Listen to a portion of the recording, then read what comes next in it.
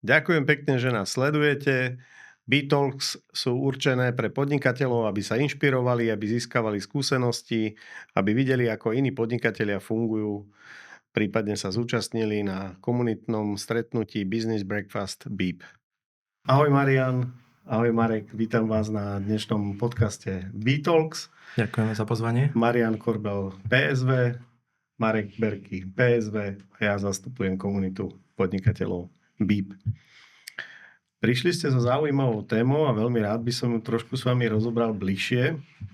A začína na písmenko, ktoré ma niekedy až prekvapuje, ako často sa začalo používať. Je to písmenko E. Často ho počujem, keď kozičky ráno treba podojiť, že je to také ako keby zamietajúce. Alebo že deti, keď hovoria tak nie. Tak je tam niečo, takýto nános, taký negatívny na tom faktúra? Tak asi na rovinu. Vždy, keď príde nejaká legislatívna zmena, tak pre tých podnikateľov to asi nejak nie je príjemné. Ale z môjho pohľadu e-faktúra nie je úplne a hlavne z toho pohľadu účtovníkov, účtovných kancelárií a vývojárov softveru, samozrejme. To som si všimol, že vy to tak nadšene, tak milo prinášate, ale väčšina podnikateľov, keď počuje, že účtovníctvo a daňové úrady a faktúra, tak asi nemajú nadšenie. Takže čo vás do toho nadšenia ťahá? Povedzme, že tá fáza toho prijatia, toho šoku, teraz je nejaké možno uvedomenie sa až do tej konečnej fáze toho, že jednoducho budeme to musieť spraviť. My sme teraz v tej fáze, že sme sa uvedomili a už na tom silno pracujeme. A ja sa obávam, že každý, aj ten, kto ešte o tom nič nepočul, tak si tú fázu prejde a určite bude najskôr v šoku, potom keď zistí, čoho to bude stáť, čo bude treba do toho vložiť a ako sa ho to dotkne. 100% prejde si tými fázami. Ale verím, že čím skôr si mi prejde, tým bude skôr vedieť tomu, že bude tomu rozumieť, že nakoniec nie je to také zlé, ako to vyzerá napríklad. Tak slovenská klasika podnikateľa, ale verím tomu, že aj inde to funguje, že čo nemusím hneď teraz riešiť, tak to neriešim. A pokiaľ možno to neriešim ani potom, keď už je po termíne, mnohí to tak riešia. Takže či toto sa tiež tak bude dať riešiť? My ten podcast nahrávame v upalujúcom lete. Áno. Ale toto je téma skutočne jesene a zimy. Dúfajme, že jesene nie zimy, lebo tá zima môže byť potom náročná. Tak, ja by som to možno doplnil, že zamrzne úsmev niekoho. To určite. S tým počítame, ale poďme sa skôr na to pozrieť z tej strany, že ako to uchopiť, aby to bolo nie nejaký bič, ale aby mi to niečo prinieslo. A práve zavedenie e-faktúry dáva obrovský priestor na zefektívnenie procesov a v konečnom dôsledku aj na šetrení vlastných nákladov. Máš na mysli procesy týkajúce sa obehu faktúry ako takej, alebo začníme s tým, že procesov vo firme, nejakých iných účtovných? Nechajme Marianovi slovo, lebo bude profesionálne dobre, ale ja len poviem jednu vec, že keď sme zistili, čo sa vlastne bude diať, tak kolegovia povedali, že tak toto bude taká zmena, a tak sa bude silno týkať celej spoločnosti, ako keď sme prechádzali na euro. Na euro? Áno. Jednak jednej, možno ešte horšie. Ale možno ešte väčšie dôsledky, takže nechám Mariana. A ešte možno posledná vec k tomu, a potom už nechám slovo Marianovi, že treba sa na to pozerať, že sú tam obrovské výzvy. Obrovské výzvy aj pre tých podnikateľov, ako zásadne zmeniť celý ten spôsob toku dokladov a celý spôsob tej práce s dokladmi. Je to na to ideálny čas, sú na to podmienky, je na to nutnosť od štátu. Poďme do toho, poďme to zmeniť. No je fajn, že to takto otváraš, pretože mňa hlavne zaujímalo na túto tému tie bolestivé body, ktoré prípadne môžu byť tie rizika, ktoré môžu nastať, ale zároveň aj tie benefity z toho, že ak sa to teda solidne podchytí skôr a dobre. No, tak poď, Marian, v podstate naozaj, ako Marek začal s tým, že tá prvotná iniciatíva vychádza z potrieb únie, z potrieb štátu a chce minimalizovať nejaké daňové úniky, aby v podstate štát dostával informácie o transakciách medzi podnikateľmi v reálnom čase a nie až na základe nejakých podaní k DPH-čke. Takže štát nás síce ide hodiť do nejakej digitálnej rieky, ale nenechajme sa utopiť alebo topiť. Naučme sa surfovať a využijeme tú príležitosť. A tých príležitostí je tam naozaj veľa, od šetrenia času pri nahrávaní dokladov, od toho, že legislatíva, ktorá je platná na Slovensku a ktorá v tom slovenskom fakturačnom folklóre, ja to takto nazývam, v podnikateľskom, je taká nejak široká, že mala by sa zakolejiť do nejakých normálnych bežných kolají, tak ako to je v normálnych civilizovaných krajinách, kde keď je faktúra faktúrou, tak všetky ostatné veci sa riešia opravnými alebo dobropismi, ťarchopismi, opravnými faktúrami a podobnými vecami. Dodržiavanie termínov a všetko s tým súvisiace, v konečnom dôsledku nám to priniesie len poriadok. Poriadok, teraz hovorím o tých všeobecných vzťahoch medzi podnikateľmi, ale aj, tak ako si sa pýtal, to nastavenie tých interných procesov, pretože koľkokrát to schvaľovanie interných procesov je tak neskutočne dlhé, že faktúra je koľkokrát uhradená a nie je v účtovníctve, kým sa vôbec dostane k účtovníčke na stôl. A práve toto je ten obrovský priestor, kde to vieme z našej strany pomôcť s digitalizáciou, lebo neodpustím si jednu malú poznámku. Digitalizácia alebo e-faktúra nám síce rieši veľkú časť účtovných dokladov, ale tie naše riešenia, ktoré ponúkame práve v tomto období, keď je na to najvyšší čas, dávajú možnosť zdigitalizovať všetky účtovné doklady. A to je obrovská výzva. Namiesto archívu s 200 šanónmi mať aplikácie, v ktorých sa viem orientovať, ktoré mám so sebou v telefóne. Dávajú mi okamžité výstupy. Je to obrovská výzva. K tomu zase ešte dostaneme, že online účtovanie a vedieť o tom, ako stojí môj cash, aké mám pohľadávky, záväzky v reálnom čase, pretože tie faktúry nepocestujú poštou, nestratia sa v e-mailoch, nebudem ich voziť, hej, takže v aute niekde hľadať, tak to je obrovská výzva. A preto by som to poňal tak, že zamerajme sa na tú výzvu, že čo mi to môže priniesť, a nevidíme v tom zase len nejaké legislatívne zlo, nejaký bič na tých podnikateľov, že nás ide niekto trestať. Nie. Je to len zavedenie pravidiel, pretože za prvé ten spôsob e-faktúry v podstate by mal byť transparentný, bezpečný a rýchly. A to sú Môžem veľké ti ale teda do toho trošku vkročiť a vyťahnuť si tam také tie príklady, ktoré ma počas toho, ako hovoríš, z praxe napadali. Bude to mať napríklad vplyv na spoločnosti, ktoré vám pošlú nevyžiadaný tovar, napríklad nejaké reklamné materiály, ktoré ste si nežiadali a tvária sa, že sú dopytované a zároveň príde aj faktúra. Sú v malej sumičke a častokrát si to tie firmy ani neuvedomia. Jednoducho za 10, za 11 eur schvália to, zoberú to, zaplatia to, ako preberú takú dobierku a podobné veci. No pokiaľ sa tomuto sa vieme nejako obrániť vďaka takémuto režimu digitálnemu? Efektívne brániť sa vieme už aj v dnešnej dobe, pretože ak som si niečo neobjednal, nevyžiadal, tak s tým môjim dodávateľom áno.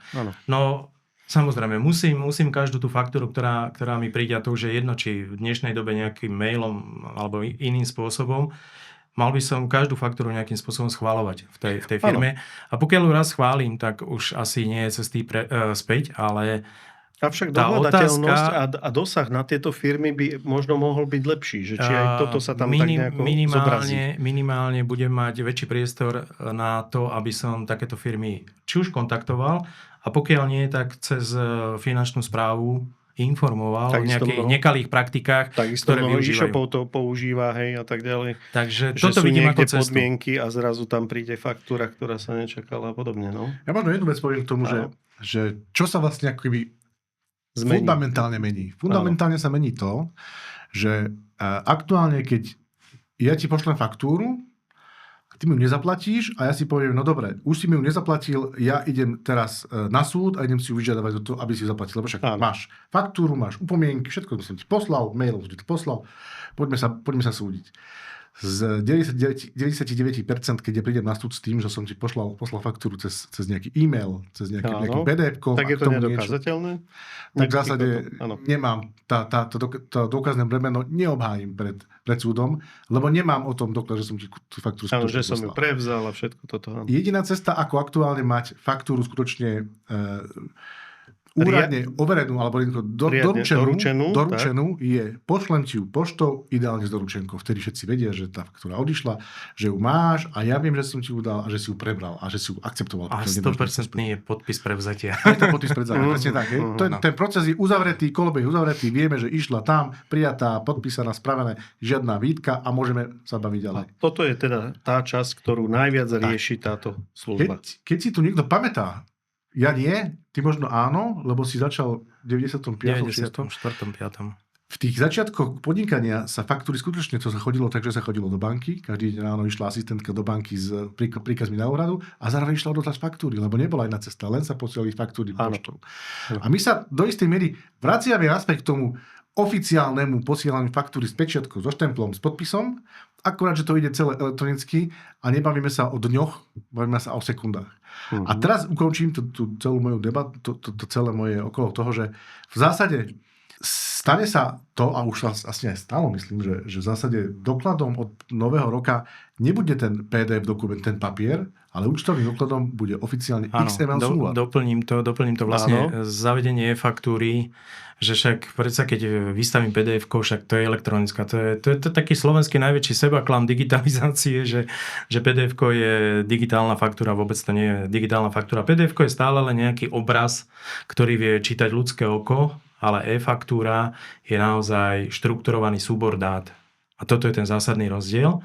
A vlastne od 1. januára 2027 sa práve tento súbor stáva daňovým dokladom. Nie jaká jeho interpretácia, že si to nejako vytlačím na papier v nejakom prehliadači alebo niečo podobné. Hej? Čiže je tam nejaká hlavička, je tam nejaký má to presne dátum, štrukturovanú podobu.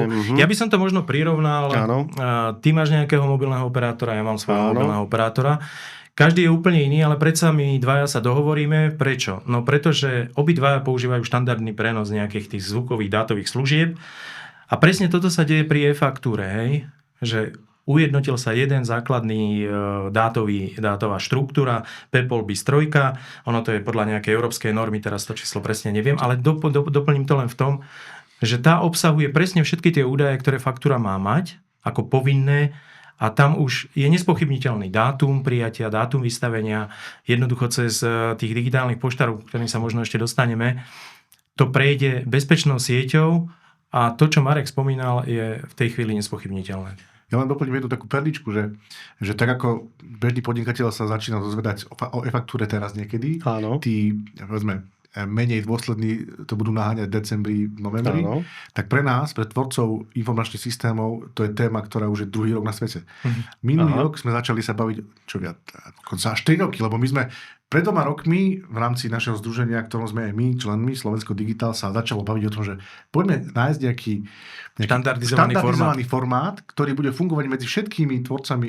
V podstate, ja by som to doplnil, že tie slovenské softwarové domy sa zhodli na nejakom eDOC formáte, ktorý väčšina z nich aj zapracovala práve na elektronickú výmenu dokumentov, ale bola to len pomôcka, ktorá v tej dobe bol predpoklad, že aj štát prevezme túto štruktúru.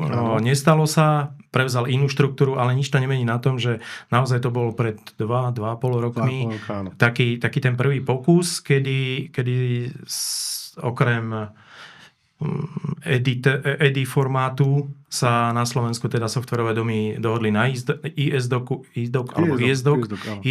možno aj práve preto, že v Čechách bol tento ISDOC zabehnutý. Veľa tých softwarových domov to začalo používať a prví užívateľia, ktorí si vyskúšali výmenu ISDOCu, formát ISDOC, došla mi PDF-ková faktúra, ale ja som už nič neprepisoval, pretože som k tomu dostával dátový súbor, tak tí už asi vtedy strieľali šampanské. Čiže vám tomu rozumieť, obrovská výhoda. Že tento štandard umožňuje nejakému spektru aplikácií, softverov a tak ďalej pracovať s údajmi, ktoré sú tam. A ono to pôjde ďalej.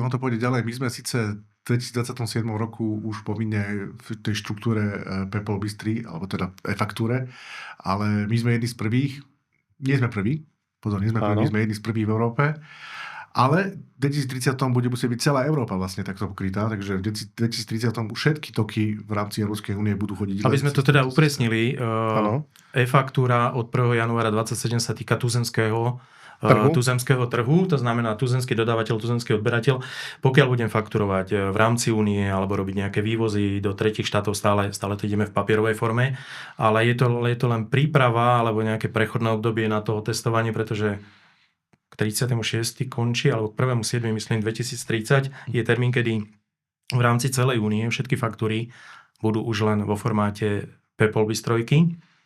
A tak, jak Marek hovorí, že začíname, toto je prvý krok, k tomu sa určite pridružia objednávky a podobné veci, takže takéto niečo akože nevyžiadané.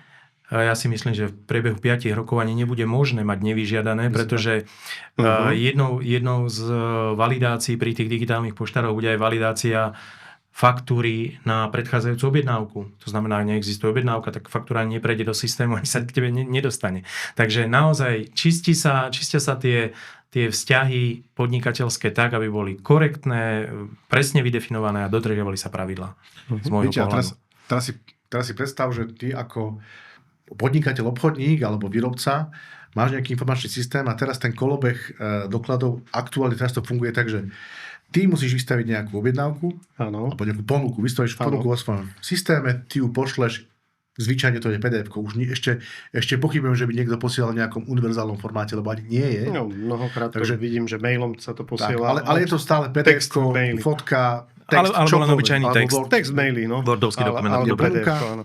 Ten na druhej strane zoberie, pozrie sa, zistí, áno, skorigujete si ju, pôjde druhá, tretia vrstva a tak ďalej. Potom ja z tej ponuky musím urobiť objednávku, dodávateľskú alebo čiže je tam niekoľko tých operácií. Ale stále sa to robí v zásade prepisovaním, teda to nie je v jednom systéme. Ale áno. Keď budeme mať v 2030 kompletne celé všetko nad týmto systémom, tak to všetko bude lietať už len dáta. A tie dáta sa budú dať vlastne bez nutnosti prepisovania akceptovať, pracovať s nimi. To bude niečo úplne iné. Ten systém sa veľmi zjednoduší pre všetkých podnikateľov. Áno, je to asi najdôležitejšia vec, ktorú k tomu treba povedať, je to, že my si musíme predstaviť naše myslenie a vôbec spôsob, ako sa teraz pozeráme na toky dokladov, tak si to prerobiť v hlave. Ja sám pred 5 rokmi som si nevedel predstaviť, že vyťažovanie faktúr je super vec, aj keď teda bola geniálna myšlienka, ale nástroje, ktoré vtedy boli k dispozícii, vôbec neumožňovali niečo také ako teraz. Keď cez aplikáciu v telefóne si odfotím doklad, vstávam ho do systému a on je z 95% vyťažený buď umelou inteligenciou alebo modelmi, ktoré sú na tom postavené. A toto všetko vlastne odpadne, pretože ja už nebudem mať čo fotiť, lebo to PDF-ko je naozaj len pre moje oči. Ano. Ale ten stroj je slepý, ten to nevie rozlúskať. Ten potrebuje dostať dáta. A tie dáta tam buď dostávalo tak, že to niekto zaviera z klepice, klepali, alebo sa to vyťažovalo cez nejaké systémy a tie dáta sa z toho získavali. Toto vlastne všetko bude nahradené tým, že mne príde hotový súbor dát, kde keď poviem, že je to dátum vystavenia, tak vo všetkých tých informačných systémoch budú vedieť, že to XML-ko má nejaké pole, ktoré je presne popísané a tam nájde tento dátum. Nemôže sa tam vlastne akákoľvek chybovosť odpadne, lebo taká zaujímavá otázka od účtovníčiek. No ako si skontrolujem, či tá faktúra je dobrá? Čo chceš kontrolovať? To nie je, že na papieri mám 10 a pozriem sa, či som do softvéru nedal 1,0 alebo 10,01. Také neexistuje. To už tam raz je. To tam bude 10. Tam nie je čo kontrolovať. Takže zľahka si to môžeme predstaviť ako nejaký protokol, ktorým komunikuje povedzme internet alebo nejaké iné systémy. Proste vznikol nejaký protokol, na základe ktorého komunikujú. Čiže mám si ja z tohto vyvodiť záver, že medzi podnikateľa a druhého podnikateľa prišiel štát ako validátor? Nie, inak to je. No, ja sa pýtam, lebo toto nápadne prvé človeka, keď to vidí, že niekto zasunul sem nejaký šuflík ja tu mám pomôcku. A hovorí, že či áno, alebo nie, a či správne, či zle, alebo ako. Papier má 4 rohy. To je ten štandardný základný štvorrohový model e-faktúry, kde C1 som ja ako dodávateľ a vystavujem faktúru a až C4 je ten môj odberateľ, ktorý ju prijíma. Áno. C1 komunikuje s C2. C2 je môj digitálny poštár, ktorého ja používam na odosielanie svojich faktúr. Ja ich v princípe na odosielanie môžem mať zazmluvnených viac, ale to je taká istá blbosť ako nosiť 5 mobilných telefónov vo vrecku. Hej. Stačí mi jeden a poriadny. Áno. Potom existuje tretí roh, to je C3. To je druhý digitálny poštár a to je digitálny poštár toho môjho odberateľa, ktorý mu doručuje faktúry. Toho môžeš mať iba jedného jediného. A medzi týmito dvomi beží práve tá PayPal sieť. Ja komunikujem cez nejaký access point toho môjho digitálneho poštára, aby som mu odoslal, a jeho povinnosťou je zvalidovať, skontrolovať. Jednoducho faktúra, ktorá sa dostane do PayPal siete, je validná, to znamená, obsahuje všetky povinné údaje a sú správne. Okamžite to odosiela do poštárovi môjho odberateľa a ten môj odberateľ sa v tej chvíli dozvedá, že u mňa v schránke máš doručené faktúry, iba si ich preber do svojho vlastného systému. A keď si hovoril, že či do toho vstupuje štát, áno, vstupuje, ale vstupuje postupne, aj keď myslím, že už má obstaraného svojho poštára, a tu bude taký 5. roh. Už to nebude štvorúholník, už to bude 5-rohový model a tu bude práve ten C5, ten 5. roh, to je štát, ktorému práve títo dvaja digitálni poštári budú reportovať údaje z každej tej transakcie. Aby sme sa nebáli, že tam pôjdu moje množstva, jednotkové ceny, zľavy, rabaty a nič. Tam jednoducho pôjdu všetko súhrnné informácie, čo sa týkajú DPH-čky, v ktorých sadzbách, aké základy a toto. Takže štát sa dozvie o každej transakcii už v tej chvíli, ako to bude jeden poštár posielať druhému, pretože majú reportovaciu povinnosť, ktorá vďaka Bohu odpadla mne ako subjektu, ktorý buď vystavuje alebo prijíma faktúru. Toto je ten základný taký jednoduchý model. Marek, k tomu niečo... Ja len jednu takú pikovku, že v tomto 5-rohovom modeli sme unikátni. To je fakt, že slovenská špecialita. Zase musím povedať, že to je tlak Slovenská digitál ľudí, ktorí sú okolo neho, že vlastne so štátom vyjednali tento spôsob, ktorý je špecifický. A prečo? No práve preto, lebo štát pôvodne chcel byť tým medzníkom. Áno, mali sme reportovať štátu. Tak, mali sme reportovať štátu, ale nakoniec sme sa dohodli, že na čo štát potrebuje vedieť informácie, ktoré on nepotrebuje vedieť a sú zneužiteľné. Hej? Prečo by mal vedieť moje obchodné informácie? V žiadnom prípade nie. On bude mať len to, čo potrebuje na to, aby mohol spravovať dane, aby vedel, čo sa tam deje, aby na základe týchto dát vedel v podstate, budem utopista, veľmi skoro nás odbrmeniť od všetkých daňových priznaní, lebo bude si to vedieť sám spraviť. Tak toto je, myslím, najzávažnejší bod celého toho, pretože tá obava tých ľudí z používania, presne čo počúvam, tak prichádza z toho momentu, že niekto bude sledovať ich zákazky, koľko ich majú, kde ich majú, tak, toľko za ne pýtajú a podobné veci. V tom čase tvorby tej legislatívy sa to vyvíjalo a možno ono... Ešte, že je nejaký zoznam toho, čo bude čítané tým poštárom alebo tým štátnym? Poštár nikdy nebude nič čítať. Poštár bude iba reportovať súhrnné informácie z tej faktúry. Nechcem tu zachádzať do nejakých technických detailov, ale v podstate na každej... Dokončím tú technikáliu drobnú, že na každej tej faktúre je zo všetkých tých poloh, že je spravený sumár DPH-čiek a základov. To znamená v každej sadzbe spočítané základy a príslušná daň. A toto bude základný obsah reportovania. Nie koľko riadkov faktúry, v akých jednotkách. Nie. Toto nebude povinnosťou reportovania. Štát sa má dozvedieť to, čo potrebuje. A to je správa daní a daňové úniky. Nemá vedieť, či som ja predal za euro alebo za 23 euro. Napriek tomuto IT povedomie je už dostatočne silné na to, aby ľudia si ako keby nevšimli, že keď tečú dáta niekam, tak kam tečú, tam sú čitateľné.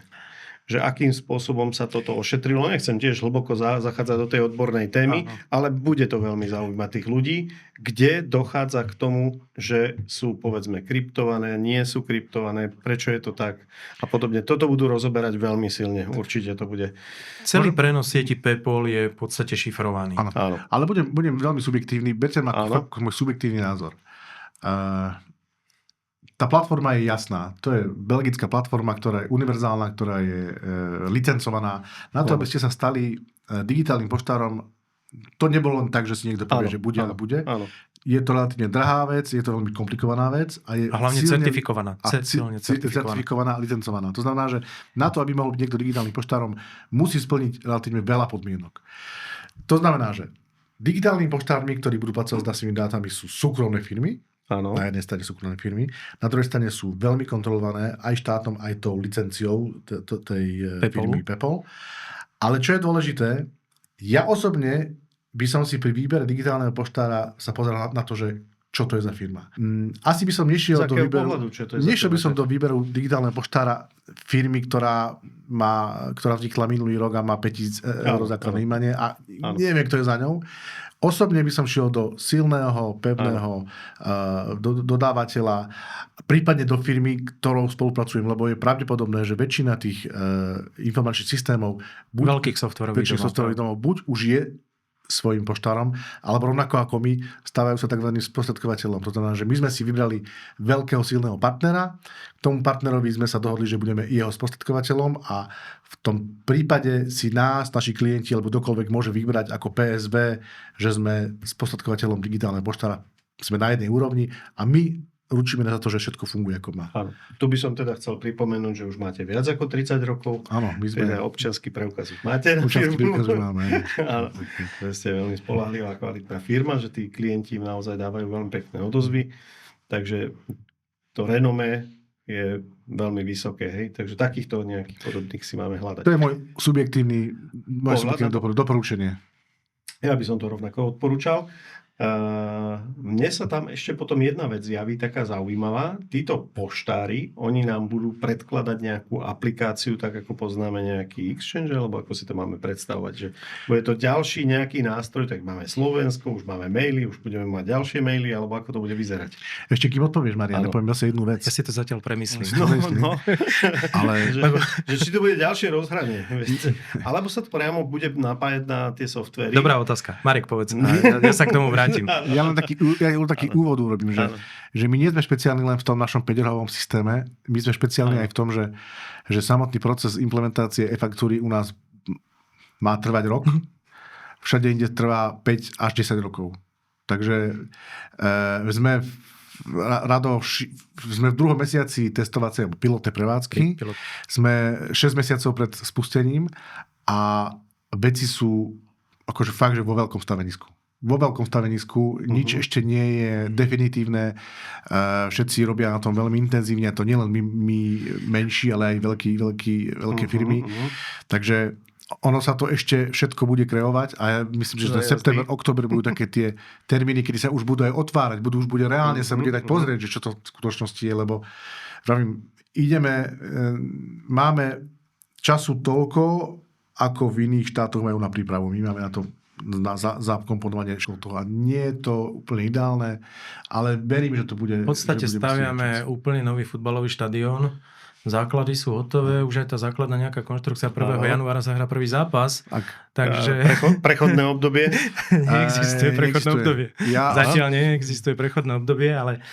Doporučujeme všetkým našim všetkým doporučujeme, aby nerátali s tým, že budú nejaké odklady alebo že to sa spraví neskôr. Nie, možno, že sa niečo také bude diať, ale to možno bude len nejaké prechodné 1-2 mesiace, ale 100% ten začiatok bude 1. januára. Z toho treba vychádzať, netreba čakať, že sa to rozplynie kde si v roku 2. Nemyslím si. Ono tie prvé nie že pokusy, ale náznaky a reči okolo e-faktúry boli už v roku 2016, čo bol teda rok, kedy možno Belgičania s tým začali a v 22. to zaviedli. U nás sa legislatíva prijala, ak si dobre pamätám, v decembri 25, takže máme na to rok 26 a 1. január ideme do ostrej prevádzky, takže my sme úplne jedineční v tomto. Ja vrátim sa k tej tvojej otázke, veľmi, veľmi dobrá otázka. Budeme mať na to novú aplikáciu? No áno, aj nie. Závisí od toho, aký fakturačný software používaš a akým spôsobom sa ku tebe dostávajú účtovné doklady, kto ti ich spracováva. Pretože ak som malý živnostník, malý nejaký podnikateľ, ktorý si myslí, že však ja nesom platca daní, ja to vôbec nepotrebujem, tak pozor na to, lebo aj ja musím mať digitálne poštára na príjem e-faktúru, pretože stačí, že môj jediný veľký dodávateľ, alebo aspoň jeden veľký dodávateľ je platca daní a budeme ju posielať už iba e-faktúry. Každý máme telefón, každý dostávame faktúru od nejakého operátora, určite bude chodiť ako e-faktúra. No a teraz je otázka, čo s tým? Ak moja účtovníčka používa software, ktorý dokáže príjmať e-faktúry, čo predpokladám, že každá účtovníčka určite na nejakom bežnom slovenskom dostupnom softveri, ktorý túto funkcionalitu zapracovanú bude mať, tak teoreticky ona bude tá, ktorej budú priamo chodiť moje došlé faktúry a budem komunikovať s ňou. Nebudem ich vidieť. Ak vystavujem v nejakom jednoduchom fakturačnom systéme, ktorý vôbec s e-faktúrou neráta, tak vtedy by som sa mal nejakým spôsobom zamýšľať nad tým, čo budem robiť po 1. januári, pretože ja budem musieť nejakým spôsobom Teraz hovorím o placoch dane, ktorí vystavujú Mhm. faktúry s daňou, lebo ten živnostník ešte stále teoreticky môže tú faktúru vypísať na to tlačivo, ktoré poznáme. Áno. Nikto ho nemá rád prepisovať, ale stále to tak funguje. Ale pokiaľ som pláca dane a vystavujem v nejakom softveri, ktorý nevie mi garantovať, že od 1. januára tú e-faktúru v tom požadovanom XML formáte dokáže odoslať do siete, tak tam treba spozornieť a hľadať teda nejakú náhradu. A preto hovorím, že aj áno, aj nie, lebo pre tých malých určite budú ponúkané nejaké webové rozhrania, kde budem mať prístup akoby do svojej schránky digitálnych faktúr alebo digitálneho poštára, kde si budem môcť pozrieť, že prišli mi nejaké 2-3 nové faktúry, viem si ich stiahnuť. Čo to znamená stiahnuť? No ak doteraz sme naučení, že účtovníčka, alebo ja vo firme mám šanóny s faktúrami a mám to pekne po rokoch, všetko odložené, od 1. januára sa tým daňovým dokladom stáva súbor, XML súbor, ktorý musím archivovať. To znamená, že ja od toho digitálneho poštára si tie súbory posťahujem, ja si ich musím nejakým spôsobom vyriešiť, archiváciu, zálohovanie, všetky tieto veci s tým súvisiace. Tá základná nejaká softwarová gramotnosť tam bude musieť byť. A čo s tým súborom? No, tak to XML teoreticky viem poslať tej mojej účtovničke, ktorá z toho tú faktúru dostane nevyťaží, dostane do systému, pretože sú to dáta. Áno. A takým istým spôsobom si budem musieť tie moje vystavené faktúry cez nejaký prevodník prehnať, ktorý mi z toho ten XML súbor spraví, ktorý si ja zase budem archivovať. Je dosť možné, tak jak Marek hovoril, všetko je to v štádiu vývoja, to je ako umelá inteligencia, každý týždeň máme nové funkcionality, tak po lete určite všetci tí digitálni poštári začnú prezentovať tie svoje ceny, ponuky, akcie. Vieme napríklad aj zoznam tých softvérov. Áno, ale softvérov nie, digitálnych poštárov. Poštárov, to je áno, to by som sa pýtal neskôr, ale preto sa pýtam na tie softvery, lebo na tie si poukázal, že niektoré to spracujú automatizovane. No. A či to teda vieme, ktoré to sú? Ja dám takú podpultovú radu. Vždy, a to doporučujem všetkým, v prvom rade kontaktujte svojho dodávateľa softveru. Ten vám musí povedať, ako s tou e-faktúrou naloží.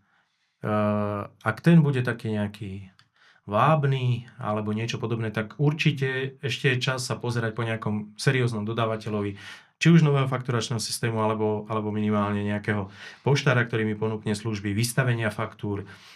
Určite budú tam v tých ponukách možnosti archivácie nejaké a podobné, aby odbremenili tých svojich zákazníkov. Takže je to individuálne, ale my, keďže máme ten software trošku na inej úrovni alebo vyššej úrovni, tak určite ten náš software dokáže priamo komunikovať s poštárom. Čo to znamená?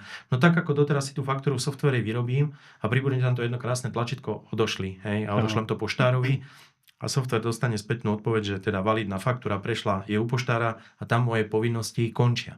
A takisto na strane dodávateľských faktúr opäť pribúda len jedno nové tlačítko, ktoré nebudem tú faktúru nahrávať z papiera, ale pribudne, že importuj mi to od digitálneho poštára. Software sa pripojí k tomu môjmu zvolenému digitálnemu poštárovi, skontroluje tú moju schránku, povie, máš tam 5-7 nových faktúr, chceš ich naimportovať, stiahnem a vybavená vec, mám ich priamo v systéme. Výborné. Takže tých prístupov bude viac, v závislosti od toho, čo každý používa. Preto tá dôležitá rada. V prvom rade kontaktujte svojho dvorného dodávateľa softvéru. A potom sa rozhodnete. Neviem, či som... Áno? Ja doplním, že akože my, tvorcovia softvéru, intenzívne spolupracujeme s finančnou správou. Musím povedať, že tá komunikácia je na úrovni. Tak, samozrejme, dá sa veľa vecí zlepšiť, ale je to na úrovni. A aktuálne už aj sa tvorí nejaká stránka, podstránka na portále finančnej správy, kde je reálne možno vidieť, ako relevantné účtovné softvery, relevantné znamená tak, ktoré skutočne sú hodnotné, kde je informácia o tom, že v akom sú stave, prípadne či rátajú vôbec s faktúrou. To sa tiež môže stať, že nikto s tým neráta a to sa dá pozrieť na tej stránke. Výborné. Priamo na finančnej správe je teda veľmi rozsiahla podstránka k e-faktúre. Sú tam výborné záznamy alebo prepisy webinárov a často kladené otázky. Naozaj v tomto som možno až milo prekvapený, že naozaj na tej ich stránke tá informačná... Čiže informujú. Áno. Tá informačná časť je relatívne dobre zvládnutá. sám tam z času na čas, keď som nie si úplne istý, pozerám, hľadám to super. v nejakom tých časti kladených otázok. Neviem, či som dobre rozumel, si tam hovoril, že ten, kto není platcom dane, že môže ešte vypísať rukou, to je akože dnes je ten vystaviť. Čiže môže byť takýto zmiešaný režim, že on síce je už zaregistrovaný u nejakého e-poštára, alebo ako ho nazývame? Ja sa vrátim k tým 4 rohom. Môžeme sa vrátiť a že teda on rukou niečo vystaví a potom to pošle ako? Poštou tak ako doteraz. Tak ako doteraz. Mailom ako doteraz.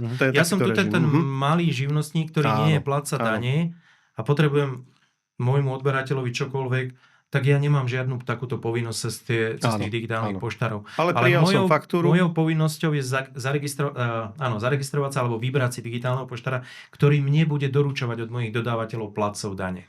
Toto mám povinnosť. Lebo ja ako podnikateľský subjekt si môžem vybrať jedného poštára na doručovanie a viacero na odosielanie, aj keď hovorím z môjho pohľadu, je to ako nosiť 5 telefónov. To znamená ideálne, keď mám jedného poštára, ktorý aj mne doručuje, aj cez neho posielam, ale na to vysvetlenie, áno, ten malý živnostník, ktorý nie je platca dane, tie faktúry asi stále bude vystavovať možno v nejakom softveri, možno ich rukou vypíše a bude ich zasielať stále rovnakým spôsobom, ale musí byť pripravený v tej časti príjmania faktúr. Náročky sa na to pýtam, aby to zaznelo úplne dôrazne, že nemá vôbec žiaden zmysel čakať a neregistrovať sa.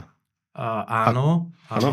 Je to správne pochopené, áno? Tak, ale ja by som naďalej poviem to, že počkajme, nechajme tvorcom softvéru čas do konca leta, počkajme do septembra. Ja si myslím, že ten september je obdobie, kedy všetci, a to keď sa pozriete aj na tú zoznam stránky e-faktúra, aj keď z tých našich debat, ktoré máme s kolegami, všetci majú leto na prácu, na intenzívnu prácu. Nie na dovolenky tohto roku. A predpokladám, že tie výsledky budú vidno v septembri. Vtedy sa začneme registrovať, vtedy začneme testovať, vtedy začneme pilotnú fázu. Všetci budú pripravení na to, že aj keď ešte možno dodatok, určite je možnosť zmeny, keď si vyberiem svojho digitálneho poštára. Neviem, či to budem môcť spraviť o mesiac, o pol roka, o rok. Určite tá zmena tam možná je. To znamená, že všetko robiť s chladnou hlavou a s rozumom, že nie je teraz, Ježiš, niečo som počul, tak rýchlo si idem niečo vyklikať na tej finančnej správe a niekoho si vyberiem a niekam sa zaregistrujem. Nie, zariadím sa podľa toho, aké dostanem buď odporúčania od môjho dodávateľa softveru, ktorý používam. To je tá alfa a omega, pretože aj my svojim klientom, ani nie, že ideme teraz doporučovať, ale my im povieme rovno, nás ako sprostredkovateľa si vyberte na stránke, máte istotu, že vám to technologicky a technicky bude fungovať. Vy si môžete teoreticky vybrať kľudne akéhokoľvek poštára, ale počítajte s tým, že vás to bude stať náklady navyše a tá implementácia, pretože tie API rozhrania a vôbec celé to oprogramovanie nie je úplne také, že akože prehodím výhybku, idem na druhú koľaj, ale tam môže mať trošku inú rozchod tých kolajníc alebo niečo iné. Treba to prispôsobiť. A bude to treba prispôsobiť, takže preto aj našou snahou, možno Marek na vysvetlenie, bolo stať sa tým teda sprostredkovateľom digitálneho poštára. My sme si teda vybrali veľkú firmu a to je Asseco Solutions. Práve kvôli tomu, že majú skúsenosti z Poľska a myslím, že ešte niekde inde zo zahraničia s PayPal sieťami. Sú silný hráč na trhu a opäť je dôležité možno si vybrať firmu, o ktorej mám alebo predpoklad, alebo istotu, že aj o 5 rokov, keď budem v rámci únie fungovať, nebudem meniť digitálneho poštára práve kvôli tomu, že nechcem spochybňovať ten dobrý podnikateľský zámer prevádzkovať digitálneho poštára, ale tie podmienky PayPal siete a všetky tie technické podmienky sú tak veľmi ťažké a tam naozaj môže sa stať, že niekto po 2 rokoch stráti licenciu alebo ju neobhájí, alebo ju nebude vedieť zaplatiť. Takže že preto by som povedal, že nie teraz idem a vyklikám si prvé s chladnou hlavou, s dostatočným časovým odstupom odkonzultovať, spraviť si taký vnútorný audit toho, čo ja používam, cez koho budem príjmať tie faktúry, alebo teda od koho, kto bude tým môjim digitálnym poštárom, pretože možno naozaj na fakturáciu používam niečo iné. Možno moja účtovníčka mi povie, tak cez tohto digitálneho poštára môj software bude krásne cucávať tie faktúry, aj tvoje, ty mi dáš len všetky tie prístupové veci, ktoré pri registrácii od toho poštára dostaneš. Takže s chladnou hlavou, ale určite to nenechávať na december. Ja, trošku si ma predbehol aj s tou odpovedou. Chcel som sa pýtať totiž to, že už vidím billboardy, už tam vidím to Asseco a tak ďalej, rôznych týchto poskytovateľov budúcich. Áno. Že je to v štádiu Alebo respektíve, ako je to aj u vás v štádiu, že keď dneska by sme si to chceli rovno tak akože testnúť, že či to beží, Áno. celý ten systém, alebo že ešte je to veľmi ďaleko, lebo Marek, niektoré poviem dve komponenty veci v a ceste poviem- sú ešte neoživené. Poviem Ako to dve je? veci a potom ťa nechám Uvidíme, či hovoriť. povieš to, čo chcem povedať ja. Že Asiko malo prvé billboardy v marci. Tak nejako, no. Niekde v Hubovej som ho videl pri ceste. To je jedna vec. A druhá vec, ešte teraz mi to vypadlo. Si sa pýtal, na ako sme my na tom.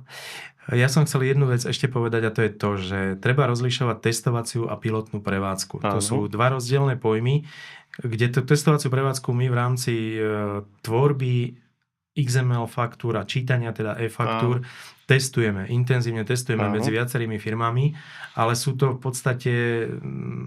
Je to na nečisto. Je to na nečisto vymyslené Áno. faktúry a Áno. všetky možné spôsoby. Ale spúšťa sa pilotná prevádzka, pilotná prevádzka. Tá už funguje. Áno, je spustená, ale teda my ju ešte, Áno. my nie sme v pilotnej prevádzke ako software zapojený. Pilotná prevádzka na rozdiel od testovacej znamená, že v pilotnej prevádzke už chodia ostré faktúry.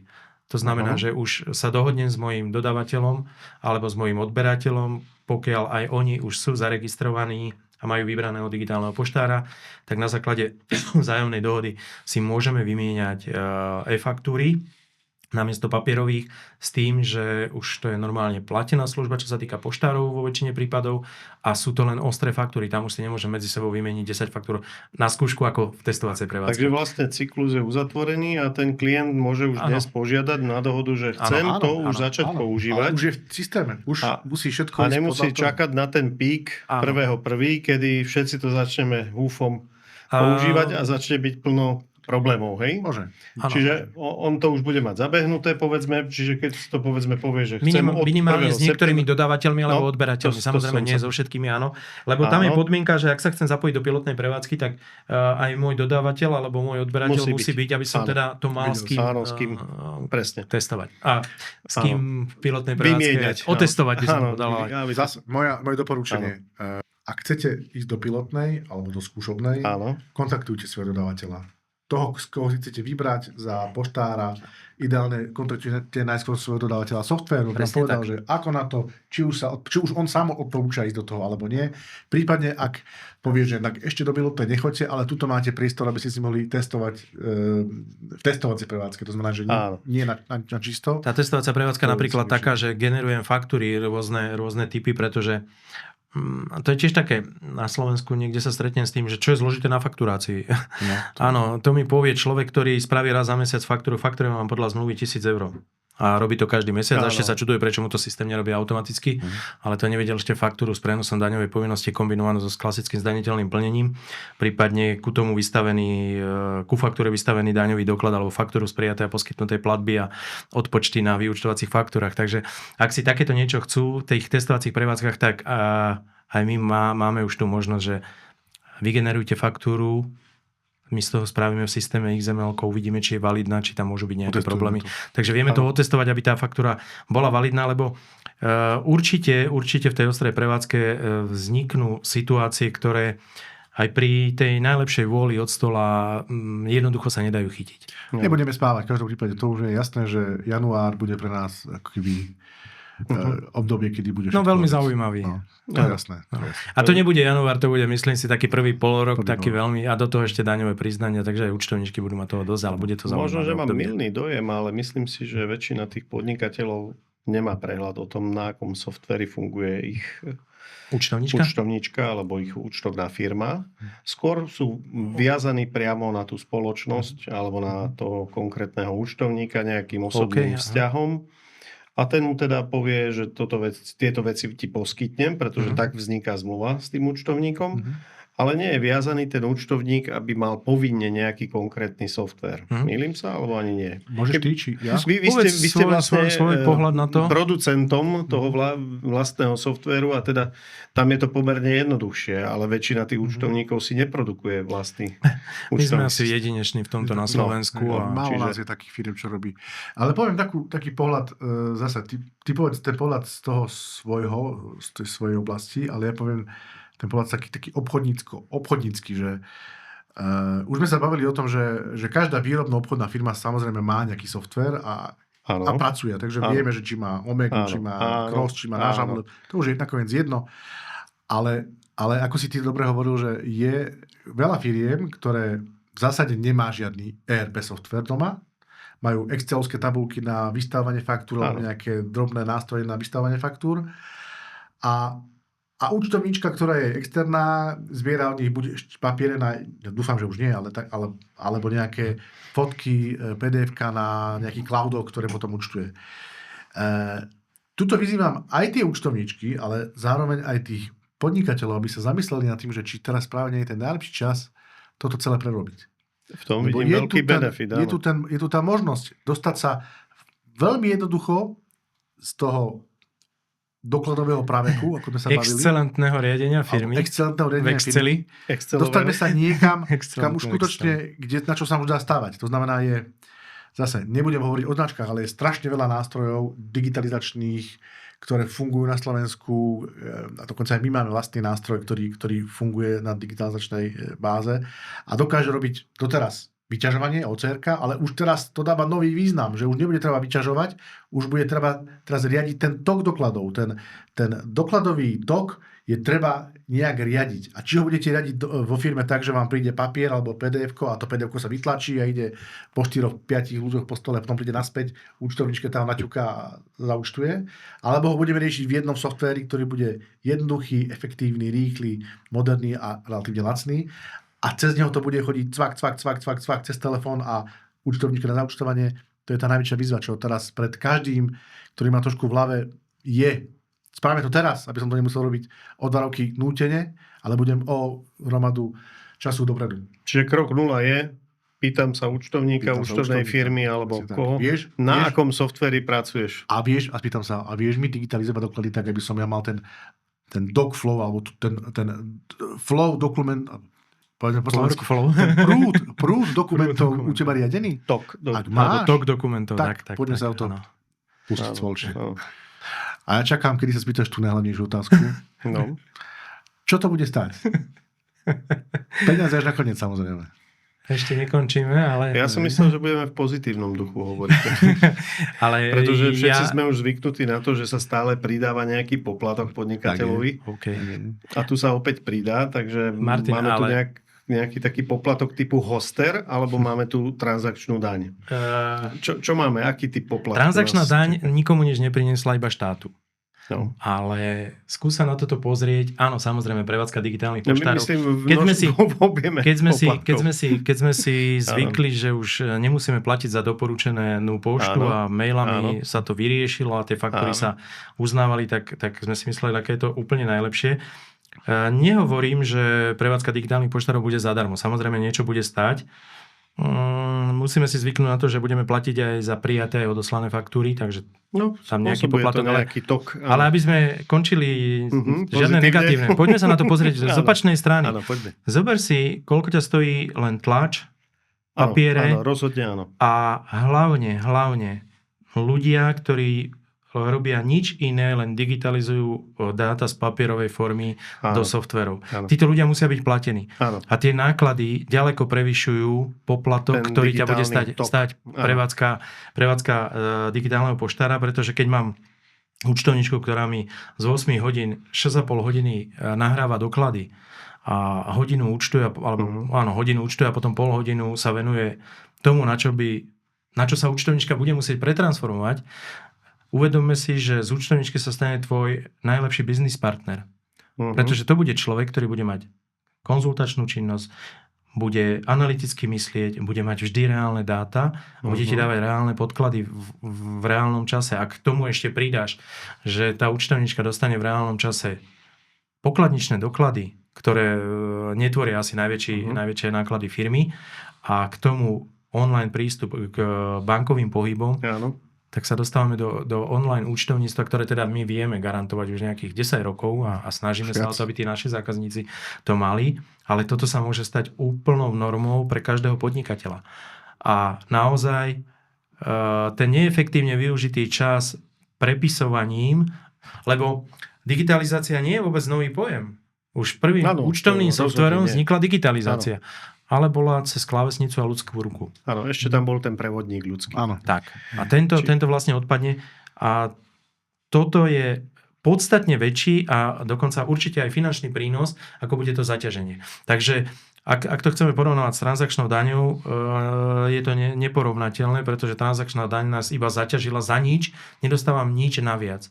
Ale tu na ten prínos, ktorý mi to prináša, je určite, keby sme ho aj finančne chceli vyjadriť, vyšší, ako bude ten náklad. Takže v konečnom dôsledku ti tá e-faktúra zníži náklady. Áno, ale konkrétne, prepáč, konkrétne, aby sme sa neodstavili, bavíme sa o peniazoch, skutočných peniazoch. Presne. My keď sme začali, keby, ešte to už je skoro rok, keď sme dostali tú informáciu, že do toho skutočne ide a začali sme akoby rátať, že čo to bude v reále stáť. Áno. A tie prvé nástrely, ktoré vychádzali od všetkých dodávateľov budúcich poštárov, kde si oni rátali svoje náklady, ako nám sa pretačali panenky. Skutočne už tedy sme my očakávali... už sú nejaký rok v prevádzke, tam by sme to mali vidieť, nie? Tam sa očakávalo, že tie ceny za jednotky faktúr sa budú rátať nie, že ale v desiatkách centov až eurách. V eurách boli prvé nástrely. A to už pri takom toku dokladovom? 2000 dokladov mesačne. No tak to už je peniaz, áno. To sú peniaze. Preto som sa pýtal, že kde je to množstvo, že tú transakčnú som ani nemyslel v tom zmysle, ale v tom objeme. Ja som tú transakčnú prirovnal len kvôli tomu, že to bol vyslovene poplatok, ktorý absolútne nikomu okrem štátu nič nepriniesol v tom finančnom ponímaní. Toto má aj dôsledky. Má význam. Tak to je teda dobré, že to rozfúka mlhu. Keď to dokončíš, tak určite sa dostaneme k cenám niekde, ja neviem, nižších desiatkách centov, ale možno pri veľkých objemoch centov za doklady, čo nie sú položky, ktoré by boli... Ten druhý extrém bol ten, kedy prišla finančná správa s tým, že to budú jednotky eur pre podnikateľov a že niektorí je zadarmo. To je zase druhý extrém, kde nepredpokladám, že to budú jednotky. Že nemyslím si, že budú podnikatelia, ktorí by to mali za euro. Nemyslím si.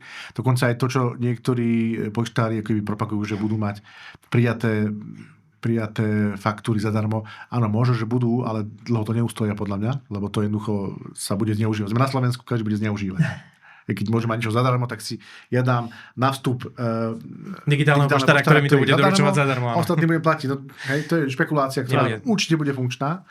Takže, ale ten stred je niekde tam, že môj odhad je taký, že niekde okolo 10 eur tí mali, treba aby rátali, že bude ich stáť. No. To znamená, do tých 10-20 faktúr mesačne, tie malé firmy nech rátajú s tými 10 eurami mesačne, že budú za to platiť.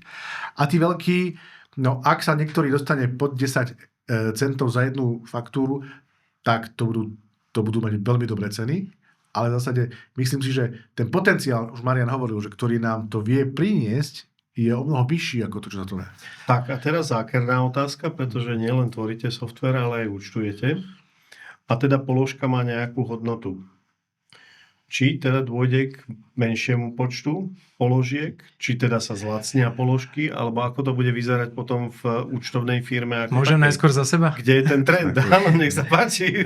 Počet položiek sa určite nezníži, pretože my účtujeme stále nejaký štandard, kde účtuješ pri tej došlej faktúre záväzok voči svojmu dodávateľovi DPH a nejaký náklad, to znamená tie 3 operácie na doklade sú minimum. Ja si skôr myslím, že ceny za účtovné výkony nebudú chvíľu rásť. Nebudú bude chvíľu bata, rásť, ktorá dokáže zakryť. To je... Uvidíme zasa, keď sa bavíme o horizonte možno 5 rokov, tak je možné, že tie softvery budú viac autonómne a naozaj tá účtovníčka sa bude pretransformovať do tej odbornej konzultačnej roviny, že už nebude veľa času nahrávať a fyzicky účtovať, skôr to bude kontrolovať. No, tam som narážal. No. Takže tam si viem predstaviť, že nie, že budú akože ceny klesať. Viem si predstaviť, že na určitú dobu sa cena za vedenie účtovníctva zastabilizuje, že nebude rásť. Ale že by sa znížili počty tých účtovných operácií, to sa týmto zavedením nedá, ale zefektívne sa práca, zrýchli sa, takže viem si to predstaviť na zastabilizovanie cien. Keby nebolo Marek, tvoj názor ešte si chcel povedať k tomu, ako z pohľadu majiteľa účtovnej firmy. Ja ti zoberiem z úst, čo si hovoril. AIčko. Áno. Keď sa začalo baviť o AIčku ako veľmi intenzívne pred rokom a v podstate teraz tie témy sú, tak jednou z tých najlepších pivných tém je, že ktoré profesie zaniknú. A veľa rečí som počul o tom, že no tak účtovníčky sú prví na rade, ktoré zaniknú. Prečo? Však nie je dôvod, aby to robil človek, keď to všetko bude robiť systém. Samozrejme, áno, máte pravdu. Do istej miery. Môj pohľad, Do istej miery. my sme sa tým zamýšľali, že ako to bude vyzerať. Môj pohľad na to, ako bude vyzerať práca účtovníka, ja neviem povedať, či za rok, za 2. To bude tak strašne rýchlo sa meniť, že... Áno, môže byť. Ale tá vízia naša je taká, že účtovník sa zmení z toho, čo účtuje, áno. vykonáva účtovnú prácu Áno. na konzultanta. Áno, tam som mieril aj ja. Konzultant bude vlastne tú účtovnú prácu bude robiť stroj. Tak. Verím, že systém sa zjednoduší tak, že už ani ten stroj nebude musieť robiť toho veľa, že to bude vlastne o tom spôsobe, ale neočakávame, že sa nám budú zjednodušovať daňové zákony. Tie sa budú skôr zhoršovať a bude tam musieť byť ten účtovník, ktorý bude o mnoho viac, bude musieť byť viac... Možno daňovým špecialistom, ale bude musieť byť... o účtovných súťažnostiach a všetkých možnostiach, alebo dopovedz to, lebo mňa ešte taký príklad napadol. Ten účtovník bude musieť byť viac otvorený k tomu klientovi a bude musieť s ním komunikovať. Bude sa musieť s ním rozprávať. A ani teraz nie o tom o výsledku, lebo už teraz my máme nástroje, ktoré dokážu zaručiť, že ten náš klient nemusí zavolať účtovníčke, pýtať sa, aké mám hospodárske výsledky. Všetko už máme. Už publikujeme okamžite. On vie si pozrieť cez telefón aktuálny výsledok. Veci, ktoré pred 3 rokmi neboli možné. Už dneska to je možné. Ale on bude chcieť sa predsa s tou účtovníčkou porozprávať o veciach, o víziách, o nejakých zásadných veciach, ktoré ho tam trápia. A nakoniec sme si narovnili, že stále tam je ten účtovník na to, aby povedal tomu klientovi, čo má robiť. Hej? Ja len takto zhrniem, že tá práca tej účtovníčky znamená to, že tu mám kôpku, tu mám klávesnicu a postupne sa mi to z tejto kôpky dostáva do systému na druhú kôpku a tak toto prechádza. Toto celé klepanie odpadne, ale nepredstavujme si, že keď mi príde 30 riadková faktúra, že ten systém dokáže na 100% tie položky správne zadefinovať. A ešte je asi pred nami nejakých pár rokov, kým systém presne určí, čo je daňovo uznaný a neuznaný náklad. A toto sú tie vedomosti, ktoré má účtovníčka, ktoré nenahradí stroj, pretože ona síce toto už nebude prepisovať, ale bude tam mať 30 položiek, o ktorých ona musí rozhodnúť, ako sa zaúčtujú. Či to je všetko materiálový náklad, aha, ale tuto mám dopravu, toto musím dať na službu. Že tá odbornosť, tá naozaj účtovná robota, nie je to prepisovanie, to stále zostáva na človeku a ja si myslím, že ten horizont 5 rokov sa nezmení v tom, aby človek rozhodoval o tom, čo môžem mať daňovú uznaným nákladom, čo nemôžem mať. Každý podnikateľský subjekt má svoj vlastný účtovný rozvoj a svoju vlastnú účtovnú osnovu v tom zmysle, do akých podrobností čelí náklady. A ja si nemyslím, že toto stroje za nás budú robiť ďalší, alebo o 5 rokov. Toto je super nástroj na zefektívnenie práce, ale odpadne nám len tá evidenčná časť. Nie je tá odbornosť pri zaúčtovaní konkrétnych údajov z tej faktúry. Áno, je to zaujímavé s vami o tom diskutovať, pretože na jednu stranu prichádza ten trend, ten obrovský tlak, ten buzz o tom, že AIčko je svetoborné, všetko dokáže. Na druhú stranu vy, ako softvérový dom, ktorý vytvára účtovný softvér, budete prvý, ktorý to AIčko tam budete zavádzať na to, aby ste zjednodušovali, aby ste urychlovali, aby ste tú menej odbornú prácu nechávali tej digitálnej časti a tú vyššiu odbornú prácu nechávali ľuďom. Takže toto je zaujímavé pozorovať. Jednu poznámku k tomu AIčku, že keď mi niekto povie, že AIčko mu naprogramuje za 2 hodiny, neviem čo všetko. Áno. Moja skúsenosť je tá, že ja som totiž to povolaním stavbár vyštudovaný, tak ja to poviem tak, ako to stavbársky vidím, že ja stále ako človek som ten architekt, ktorý vie, ako to má vyzerať, kde má byť okno, ako má byť schodisko navnuté. Ale už nie som ten murár, ktorý to robí tie debnenia a prikladá tie tehličky. Na toto je to AIčko geniálne, pretože ono to vie krásne vyskladať. Ale musí vedieť, čo má vyskladať. A ešte nie je tá doba, kedy AIčko navrhne to celé takto. A tak je to aj s tými daňovými zákonmi, tak je to s tými odbornými účtovnými témami. V tejto chvíli si myslím, že tá odborná účtovná robota práve, že by mala byť povýšená na to prepisovanie. A to je to najdôležitejšie, čo by som k tomuto ako k účtovnej práci chcel povedať. Takže za mňa chvíľu ešte tie účtovníčky budú a hovorím, stanú sa z nich odborní konzultanti a tvoji najbližší biznis partneri. Takže to, čo som tu videl pozitíva sú, že vyjdeme z tej mlhy, budeme čistejšie vidieť, pretože máme online dostupné údaje, konsolidované a tak ďalej. Fajn. Vieme si krásne zdigitalizovať vlastnú firmu, vyčistiť si tam procesy. Výborne, to sa mi tiež veľmi páči. Potom možno taká trošku menej výhodná, alebo teda viac neutrálna téma je teda tých peňazí. To sa nám ešte ukáže, kam to príde, lebo ten trh nám môže ukázať, že poštárov bude veľa alebo málo, budú nejakí nepoctiví, nevieme, že, lebo to sa vždy tak nejako vytvára, ponuka, dopyt bude nejaká. Nepoctiví nebudú, ale to nemusia uniesť. Ale zasa po skúsenostiach, ktoré niektorí možno odídu z trhu. To som chcel povedať, že v Poľsku sa trh vyčistil v priebehu 3 rokov z nejakých, ja neviem, vymyslím si 16-18 na nejakých 5-7 stabilných poštárov. Môžeme si do histórie pozrať zdravotné poisťovne. Áno, to je to isté. Presne. Razantne to proste išlo dolu. Na začiatku ich bolo nejakých 26, sa mi zdá. Približne. A zostali nám 4 či koľko? 2. Teraz kúpil Unión. Už budú len 2. No. Všeobecná dôvera? Lebo Unión kúpil dôveru, alebo naopak? Aha, tak to je. Dôvera kúpila Unión. Dôvera Unión, tak. No. Takže veľmi sa to môže takto zmeniť, pretože nie sme až taký obrovský trh, aby to unieslo proste x subjektov, ktoré to aj kvalitou, aj technologicky zvládajú a podobne. A teda tá ambícia vaša je potom ostať v tom smere ten účtovný dom, účtovníci, zaúčtovanie a... Naša ambícia je jasná. My chceme stále byť nielen taká obyčajná účtovná spoločnosť, ktorá účtuje, ale chceme byť účtovná spoločnosť s vlastným softvérom. To znamená, že to nebude len o účtovaní, ale bude to o procesoch, bude to o riešení celej firmy. My sa smerujeme k malým, stredným výrobným, obchodným, hlavne obchodným. To sú také tie firmy, kde vieme veci riešiť nielen o účtovaní, ale aj o procesoch vnútri.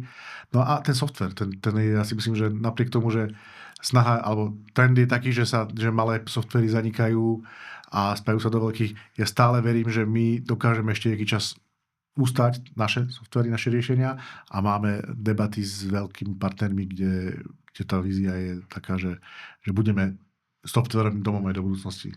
To je to, čo potrebujeme.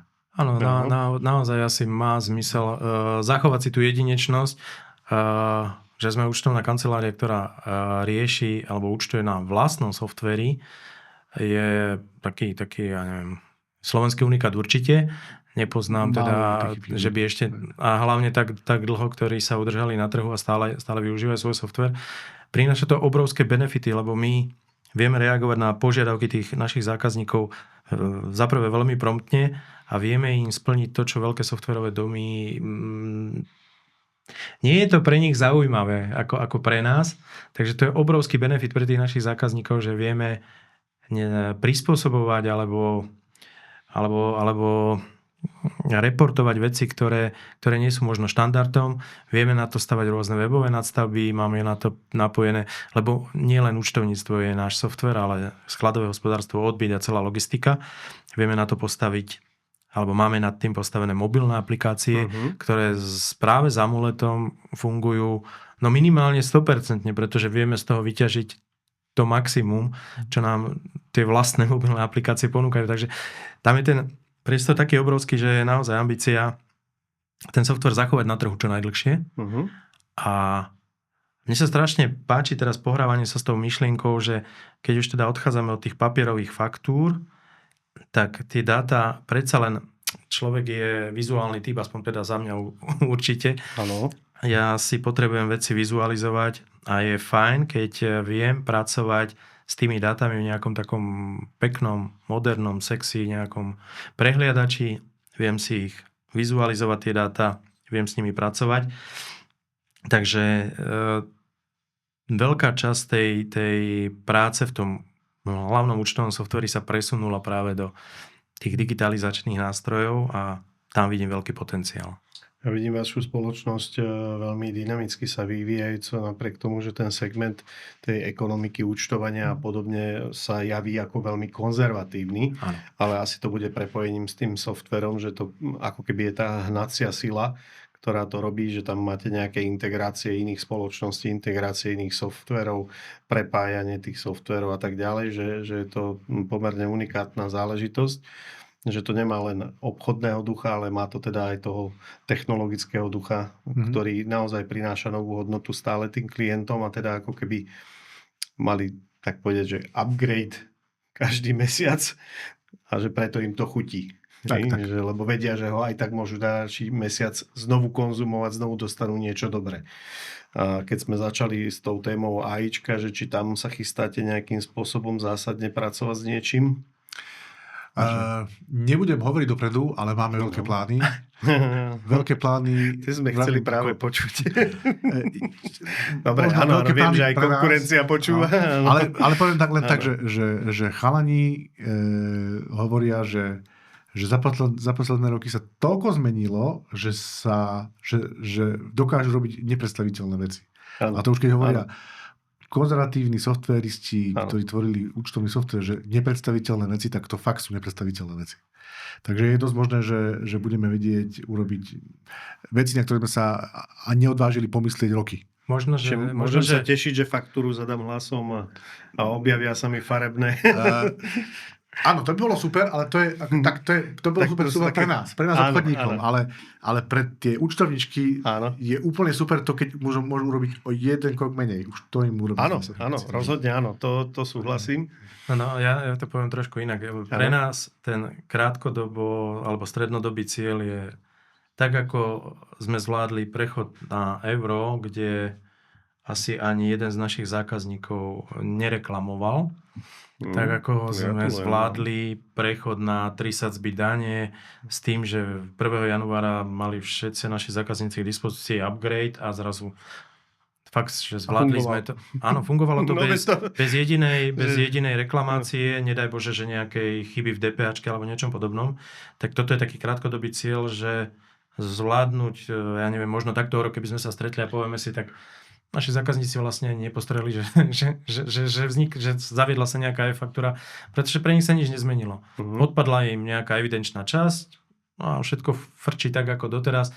Možno tam pribudú nové automatizácie a to je tak všetko. A tie vízie, ja nechcem o víziách ani hovoriť, lebo to, čo som si pred pol rokom nevedel predstaviť, tak teraz to úplne bežne, ako už mi to ani nepríde. A uvidíme, čo doba prinesie. Bolo by fajn, keby sa tie naše sny možno tak o 3-5 rokov začali zmotňovať. Vôbec sa tomu nebránim, bol by som veľmi rád, lebo naozaj to, čo sme pred 3 rokmi považovali za úplne nemožné a tak teraz sa javí ako veľká taká výzva, že do ktorej sa možno po e-faktúre vieme pustiť. Všetko ukáže život a čas a či tu budeme zdraví, tak v pevnej zostave, ako sme teraz. Ja vás vnímam ako veľmi inšpiratívnych aj v rámci komunity BIP, komunity podnikateľov. A zvyčajne som zvyknutý, že si niečo vždy pripravíte také špeciálne, tak či máte aj tentokrát niečo výnimočné? Taká tá úprimná podpultovka? Podpultovka môže byť. Na záver. Ako by som to povedal, Veď že... sa to nahráva, všetci to uvidia.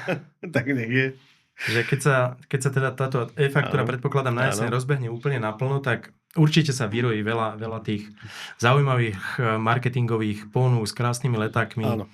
Ale v celej tej debate sme hovorili, riešte to vždy v prvom rade s dodávateľom, s vašim dodávateľom. A tam vlastne zistíte, že či má zmysel hľadať informácie niekde na internete alebo sa pýtať umelej inteligencie, kto mi čo ponúkne. A už vôbec by som sa v prvom rade nefokusoval na cenu, lebo každý vám ponúkne určite nejaké zaujímavé akcie, bude potrebovať pribrať nových zákazníkov a predávať. Ale keď si uvedomíte, že budete skladať 2, 3, 4 systémy do jedného, tak to je technologické a finančné peklo pre každého. A určite je mať za mňa 100% jedno riešenie od jedného dodávateľa, ktorý možno nebude najlacnejší, ale viem, že je kvalitný, že všetko mi to teraz zabezpečil a že aj táto nová služba, ktorú mi ide ponúknuť, je urobená tak, aby som bol spokojný ako zákazník. Úplne už inakáva je to, keď už teraz mám pocit, že tie moje procesy buď potrebujú zmenu, alebo ten môj momentálny software mi už nevyhovuje, nevie mi splniť tie moje očakávania a potreby, alebo nedaj Bože, odpovede od toho môjho dodávateľa sú také neúprimné a vyhýbavé, tak vtedy je najvyšší čas začať preosievať ten slovenský trh a hľadať niečo, čo mi to nahradí, ale zasa nefokusovať sa na to, že títo mi ponúkajú e-faktúru za najnižšiu možnú cenu na trhu a ešte mi dávajú aj zadarmo, lebo ak mám niečo zavádzať alebo niečo meniť, tak musí mi to dať podstatne viac, ako strácam s tým starým systémom. To znamená, ak mi dokáže ten nový poskytovateľ zautomatizovať iné procesy vo firme, tak vtedy áno. Takže rada na záver. Najskôr je môj dodávateľ. A pokiaľ neviem, kto je môj dodávateľ, tak sa fokusujem na ten trh a idem po cene. Takže asi toľko na záver. Práve nastal čas sa pýtať. Kto to je? Takže za mňa toľko, Marek, neviem, či k tomu chceš niečo dodať. Začnite včas. Nenechávajte si to na posledný možný termín. Určite. To je pri každých zmenách je to problém, áno. Oddychujte, je leto, ale chystajte sa na to, že september je... Musíte už byť pripravení. V septembri začať sa reálne rozkúkávať, zaujímať sa a ísť do toho. Najvyšší čas. A myslíš, že je to aj čas vtedy, keď teraz zistím, že toto je môj účtovník, toto je môj software, toto je približne poštár. To by som mal mať do septembra vyjasnené. Ja to doplním, že nie v septembri, ale od septembra na tom intenzívne pracovať, aby sa naozaj nestalo to, že začnem to riešiť s môjim dodávateľom 15. decembra. Sú tam nejaké lehoty, ktoré to môžu... Ako keby, že nestihne to? 1. január. Zatiaľ je jediná lehota 1. január. Myslím tak, že s tým výberom. Nevieme. Zatiaľ to ešte nie je nejako deklarované. V podstate výber je teraz výber digitálneho poštára. No, a že to zriadenie toho poštára trvá nejaké obdobie? To je vyklikanie nejakých pár údajov priamo na finančnej správe a potom o odkomunikovaní, lebo vlastne vzniká vzťah s tým digitálnym poštárom nejaký obchodný. Takže naozaj možno sa zamerať na nejaké tie ponuky. Tak ako si sa pýtal, budem mať novú schránku, budem mať k tomu aplikáciu? Neviem na to odpovedať. My určite pre svojich zákazníkov pripravujeme plynulú integráciu toho, že vstupy, výstupy, oni ani nebudú tušiť, že niekde majú nejakú schránku, pretože ten software im tú schránku naplní. Tak. Ten software zo schránky zoberie, tak nemajú dôvod chodiť sa pozerať do schránky. Takže my napríklad nepripravujeme takéto rozhranie. Ale pre malých zákazníkov, ktorí budú využívať inú aplikáciu, práve tú digitalizačnú, tak tam asi tá možnosť správy vyšlých, došlých faktúr, archivácie bude. Ale zasa, nie prístupom, teda, že by som si pozeral schránku, ale že zasa ten software, ten produkt mi obslúži tú schránku. Takže toto treba zvážiť a naozaj to leto pri tom mori, keď oddychujem, tak rozmýšľať nad tým, že na čom asi moja účtovnička účtuje, ak teda nemám účtovníctvo. A ak som doteraz využíval všetky dostupné lacné softvery na internete, ktoré mi dovolili vystaviť 10 faktúr a potom som sa registroval niekde inám, tak asi je najvyšší čas aj nad týmto rozmýšľať. Čiže keď som váš klient, len mi pribudne to ďalšie tlačítko. Áno. V podstate to dostaneš ako klasický ďalší upgrade. Áno, nič inšie sa mi nemenilo. Ale s tým, že to je predpokladám informácia. Áno, ale za predpokladu teda, že si nás vyberieš ako sprostredkovateľa, lebo isté, že však tým pádom to aj dáva logiku. Tým pádom tie technologické veci budú zvládnuté na prvú. Na prvú toto je tá dobrá správa. To je tá dobrá správa. Pre nás je toto... Aj pre vašich klientov, alebo teda aj pre vašich potenciálnych klientov. Dobre. Chcete ešte niečo milé povedať? Ďakujeme za pozornosť. Držte nám palce. Držme si všetci palce. Držme im palce. Držme si palce všetci dohromady. Takto. Jediná cesta. Takto. Jediná cesta. Nech to dobre dopadne každému. Nie len našim zákazníkom, ale aj všetkým ostatným tvorcom softverov, aj prevádzkovateľom digitálnych poštárov, lebo naozaj ten projekt by som prirovnal k prechodu na euro. Fajn. Perfektne. Ďakujem pekne za rozhovor a teším sa aj na budúce. My ďakujeme. No. Práve ste dosledovali podcast B-Talks. Moje meno Martin Drahoš a zastupujem eventovú organizáciu Beep World, ktorá organizuje Business Breakfast pre komunitu podnikateľov Beep.